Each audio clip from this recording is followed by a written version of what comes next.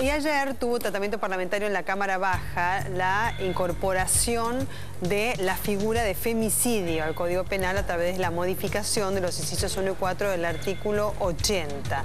No ha habido, como les decía anteriormente, gran discusión entre oficialistas y opositores a este respecto, porque todos están de acuerdo con la incorporación de esta figura. Queremos, por supuesto, saber de qué se trata y por eso le hemos invitado a Gonzalo Sansó, quien es el director de la oficina del Ministerio Público Fiscal de la ciudad. ¿Qué tal, Gonzalo?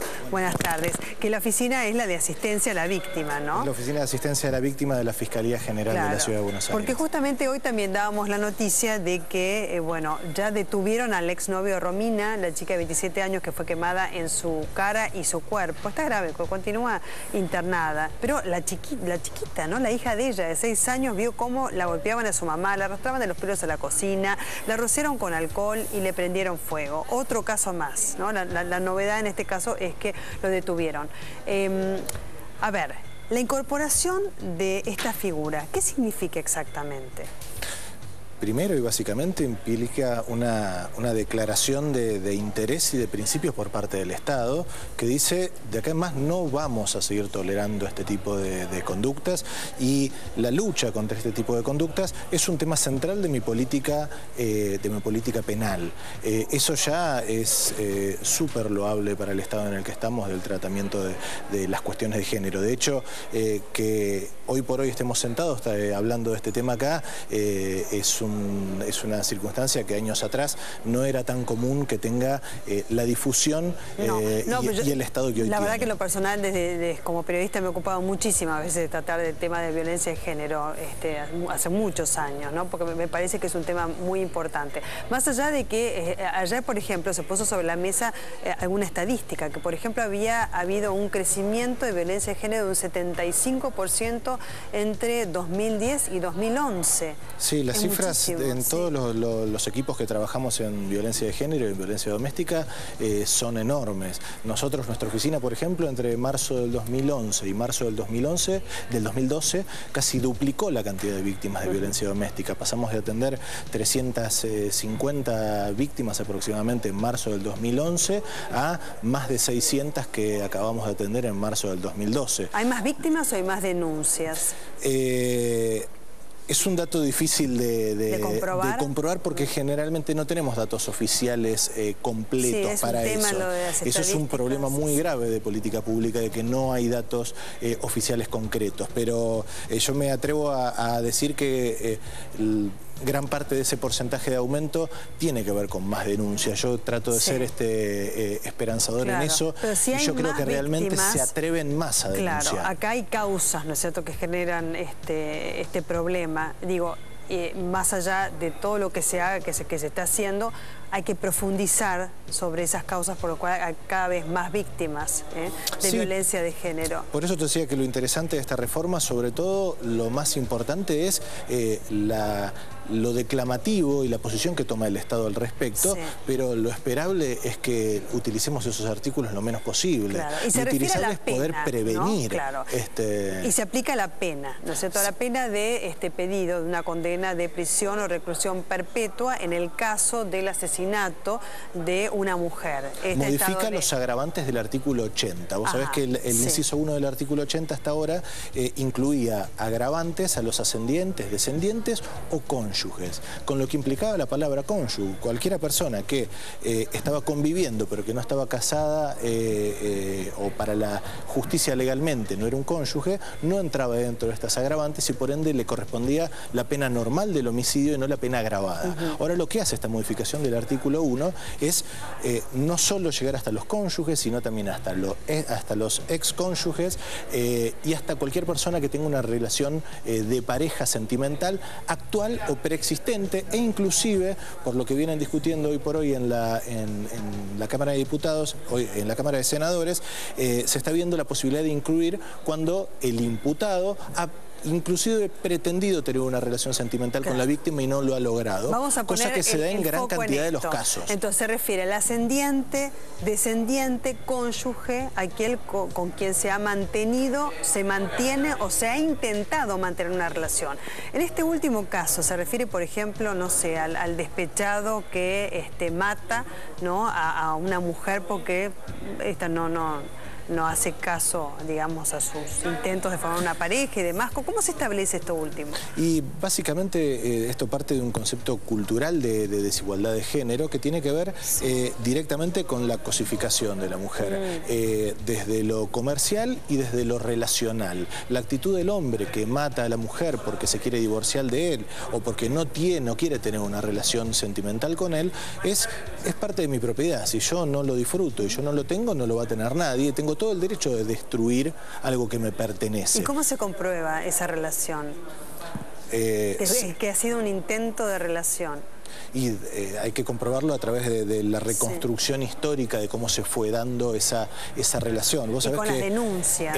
En los femicidios hoy por hoy, más del 60% de los femicidios que por lo menos tenemos registrados en las estadísticas que tiene la Casa del Encuentro, más del 60%, casi el 70%, tiene que ver con gente afín a la víctima, con gente o que tuvo una relación sentimental o que tiene actualmente una relación sentimental. La verdad, el porcentaje de los femicidios con gente que no tiene ninguna relación con la víctima es menor con respecto al otro. Entonces, pero está bien que se tipifique la intención de mantener una relación. Por eso decía, ¿cómo se comprueba esto? Atención, porque si hay un hombre que está todo el tiempo persiguiendo a una mujer y quiere intentar algo con ella y ella no quiere, va a tener que hacer la denuncia, porque si no después ahí tiene básicamente la figura del hostigamiento, que es lo que se llama comúnmente, que es una figura contravencional. La modificación de los incisos. No, eso es una contravención que figura en el Código para prevenir a las mujeres. Alguna de las vías que pueden tomar es la figura del hostigamiento, que es una figura contravencional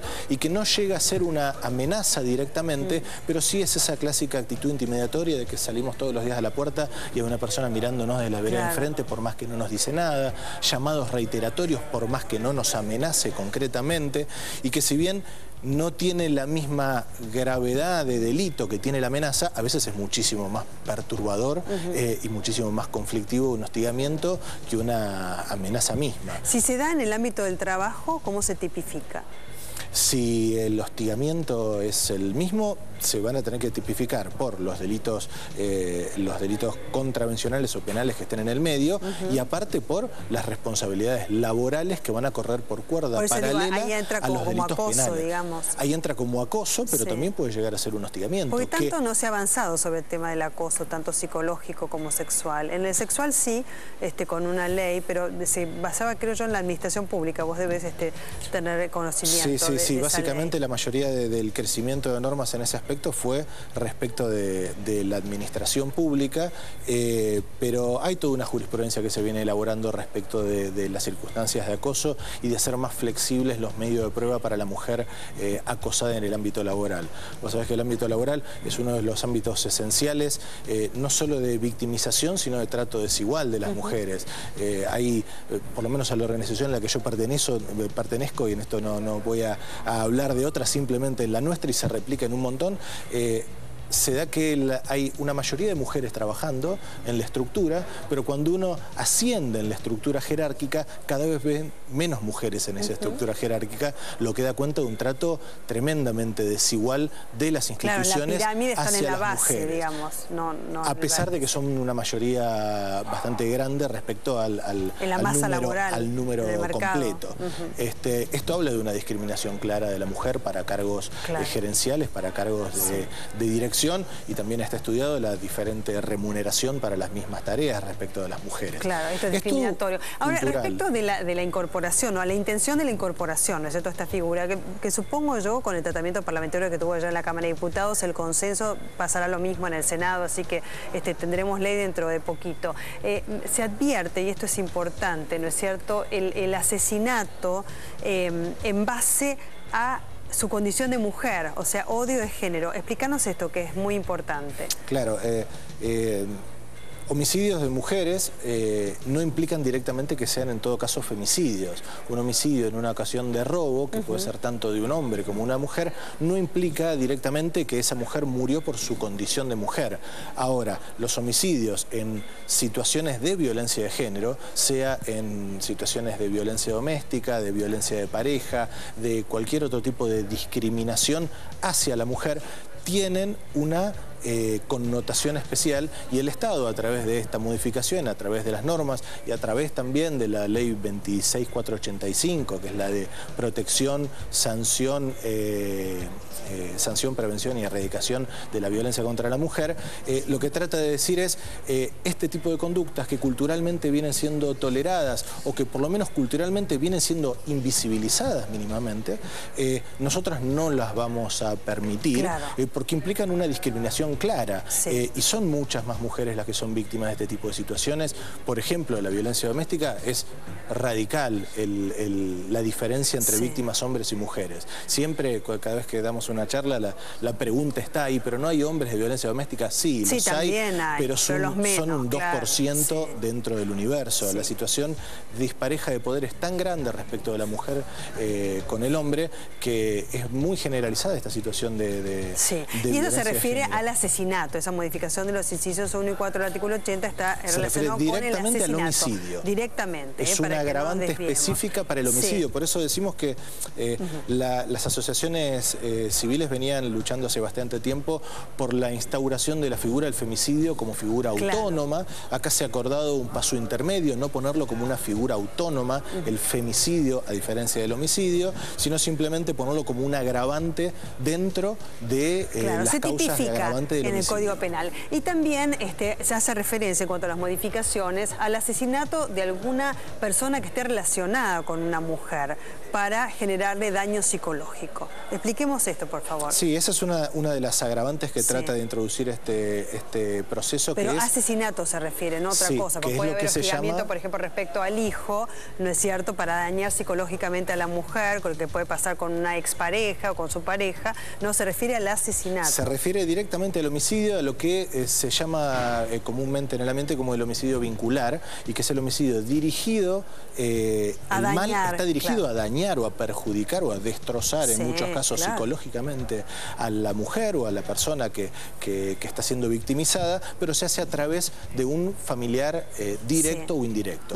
Muchas veces los hijos son presa de, claro, esto, familiares de la mujer, pero básicamente suelen pegar donde más duele, que en la mayoría de los casos son hijos. No son pocos los casos donde se ven agresiones hacia los hijos y hacia hijos muy pequeños para lograr un sometimiento completo de la víctima. ¿En qué países se ha incorporado la figura de femicidio y en tal caso si se ha logrado también una disminución de víctimas de violencia de género? Los países, la verdad, que tienen hoy por hoy la figura de homicidio no son muchos, no son más de una docena de países. ¿Cuáles son los más importantes, más relevantes? No los tengo presentes. En España, por ejemplo, que hay mucha violencia de género. En España sí, porque, sí, tienen, ¿no?, es uno de los ejemplos, tienen una ley completa de violencia de género, que inclusive trata toda la problemática de violencia de género y violencia doméstica en tribunales unificados. Es el mismo juez el que decide la parte civil respecto de la parte penal también, entonces tiene un tratamiento bastante más conglobado que el que tenemos nosotros acá, que dividimos la cuestión de la custodia de los chicos y la cuestión del divorcio en el fuero civil y la cuestión del castigo, de la sanción en el fuero penal.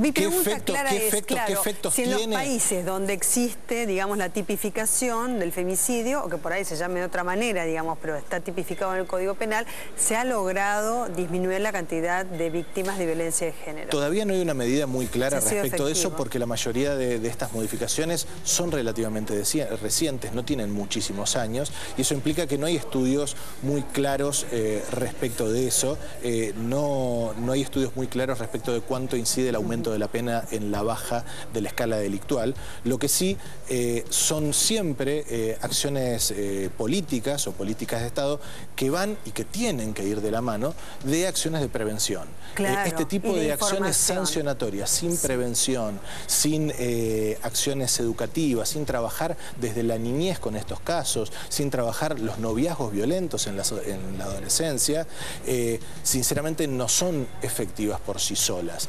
Tienen que ir acompañado de una política global al respecto y de una política cultural. Atrás de todo esto hay una concepción cultural de la mujer y que lo hemos reflejado en todos los ámbitos de la vida cotidiana, desde los medios hasta en nuestra vida social y en un montón de otros ámbitos, y que personalmente cada uno de nosotros va a tener que hacer un esfuerzo enorme para ser conscientes de esas situaciones que a veces las hacemos inconscientemente por el bagaje cultural que heredamos, y tratar de modificarlas, más allá de que el Estado obviamente es el que tiene que marcar punta y marcar las directrices de qué tolera y qué no tolera. Este tipo de cuestiones también que tienen que ver con tratamiento parlamentario del Poder Legislativo a través del Congreso, pero la prevención es fundamental. La prevención es fundamental. Sí. Vos sabés que la ley 26485 prevé un montón de mecanismos de contención y prevención. Sí. Algunos ya están en funcionamiento, otros quedan en implementación todavía,